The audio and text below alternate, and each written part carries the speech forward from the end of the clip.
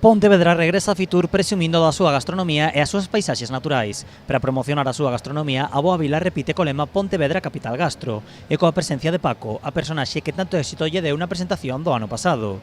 As paisaxes naturais e o turismo sostible póñense en valor a través do proxecto Flue, que este ano presenta un novidoso vídeo cuxo protagonista é Bruce Lee.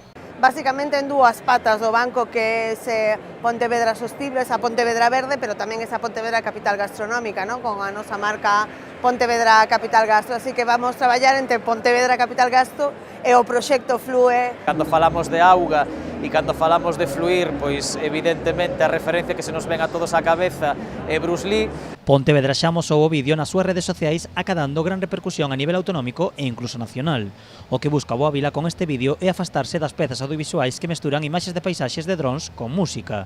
Bruce Lee apórtalles esa diferenciación con humor e lles permite achegarse tamén ao turismo asiático. Que ao final a xente que este ali e que este ano pase así recorde Pontevedra porque veo a Bruce Lee falando de Pontevedra, que é algo que non espera inicialmente, non espera que lles poñamos efectivamente imaxes do bonita que é Pontevedra, pero non ese choque, con iso recordar a marca Pontevedra e recordando a marca Pontevedra que a xente poda vir á cidade. Dende Pontevedra destacan a importancia de estar en Fitur pola gran repercusión que ten e por poder manter conversacións e acordos con tour operadores que, segundo definen, son os que crean os menús para os turistas. E eses alguéns que construen eses menús para que despois nós podamos comprar as nosas viaxes están hoxe aquí e teñen que coñecer moitos destinos, ver sitios diferentes e ver aqueles que eles entenden que poden respostar mellor as expectativas dos clientes, non?